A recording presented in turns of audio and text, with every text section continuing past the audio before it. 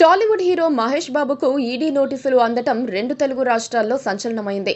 Surana group Sai సూర్య డెవలపర్ల వ్యవహారంలో అధికారులు నోటీసులు ఇచ్చారు. ఈ నెల 27న విచారణకు హాజరు కావాలని నోటీసులు పేర్కొన్నారు. ఇటీవలే సాయి సూర్య, సురాన్ గ్రూప్లలో ఈడీ అధికారులు సోదాలు చేసిన విషయం తెలిసిందే. యాడ్స్లో నటించినందుకు 3.4 కోట్లు తీసుకున్నట్లు ఈడీ గుర్తించింది. ప్రమోషన్స్ కింద 2 కంపెనీల నుండి నగదు తీసుకున్నట్లు ఆరోపణలు ఉన్నాయి. మొత్తం 5.9 కోట్లు తీసుకున్నారని, అందులో 3.4 కోట్లు చెక్కు రూపంలో, మిగతా 2.5 కోట్ల నగదు రూపంలో అంటే ఆర్టీజీఎస్గా తీసుకున్నారని అధికారులు గుర్తించారు.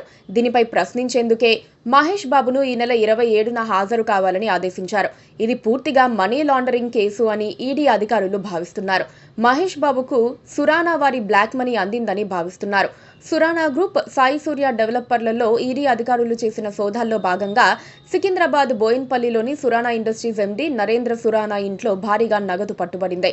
సురానా ఇండస్ట్రీస్ అనుబంధ కంపెనీ సాయి సూర్య డెవలపర్స్ సంస్థ ఎండీ సతీష్ చంద్రగుప్తా ఇంట్లో కూడా భారీగా నగదును సీజ్ చేశారు. సాయి సూర్య, సురానా కార్యాలయాల్లో పలు డాక్యుమెంట్స్ కూడా స్వాధీనం చేసుకున్నారు. కొన్ని రోజుల క్రితమే సాయి సూర్య డెవలపర్స్ కు చెందిన సతీష్ ను సైబరాబాద్ పోలీసులు అరెస్ట్ చేశారు. వట్టినాగులపల్లిలో వెంచర్ పేరుతో డబ్బులు వసూలు చేసి సతీష్ మోసం చేశారని బాధితులు పోలీసులకు ఫిర్యాదు చేశారు. సైబరాబాద్ పోలీస్ కేసు ఆధారంగా సాయి సూర్య డెవలపర్స్ పై ఈడీ విచారణ చేపట్టింది. సురానా సంస్థ పలు షెల్ కంపెనీలు ఏర్పాటు చేసి అక్రమ లావాదేవీలకు పాల్పడినట్లు ఈడీ అధికారులు గుర్తించారు. సురానా గ్రూప్ 3 బ్యాంకులకు 3,986 కోట్లు ఎగ్గొట్టింది. రుణాలు తిరిగి చెల్లించకపోవడంపై సీబీఐ 3 కేసులు నమోదు చేసింది. సురానాకు అనుబంధంగా సాయి సూర్య డెవలపర్స్ పనిచేస్తోంది. 2021 ఫిబ్రవరిలో సురానా కంపెనీలో జరిగిన ఈడీ సోదాల్లో 11,62 లక్షల విలువైన బంగారం, నగదు సీజ్ చేశారు. సురానా గ్రూప్ అనుబంధ సంస్థలపై పీఎంఎల్ఏ కేసు కూడా నమోదు చేశారు. కేసు దర్యాప్తులో భాగంగా ఈడీ అధికారులు దాడులు చేశారు. అల్లు అర్జున్ అరెస్ట్తో షాక్ తిన్న తెలుగు ఫిలిం ఇండస్ట్రీకి ఇప్పుడు మహేష్ బాబుకు నోటీసులు రావటం ఇబ్బందికరంగా మారింది. అయితే విచారణకు హాజరైనంత మాత్రాన నేరస్తులు అయిపోతారని కాదు. కాకపోతే సెలబ్రిటీల మీద ఓసారి మరక పడితే అది చెరిగిపోదు. బహుళ ప్రచారంలో ఉంటుంది. వ్యక్తి ఇమేజ్ ను డిగ్రేడ్ చేస్తాయి. అసలే సోషల్ మీడియా కాలం.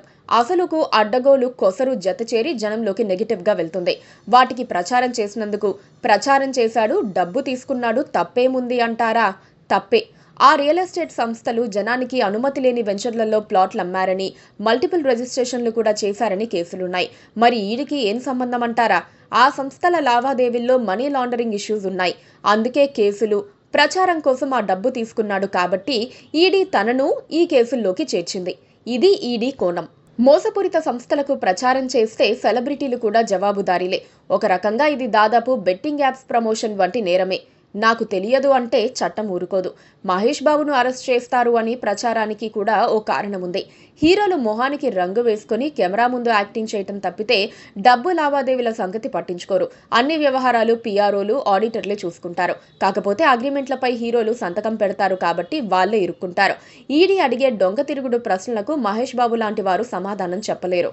దాంతో మరిన్ని అనుమానాలు తలెత్తుతాయి. సురానా గ్రూప్ వారిని మహేష్ బాబును ఎదురెదురుగా కూర్చోబెట్టి ప్రశ్నించాల్సిన అనివార్యత ఏర్పడే వీలుంటుంది. ఆ పరిస్థితుల్లో అరెస్ట్ చేయాల్సి రావచ్చన్న అనుమానాలు కలుగుతున్నాయి. కాకపోతే ఇలాంటి కేసులు ఏళ్ల తరబడి నడుస్తాయన్నది అందరికీ తెలిసిన విషయమే. Please subscribe to KTV Telugu. KTV Telugu channel.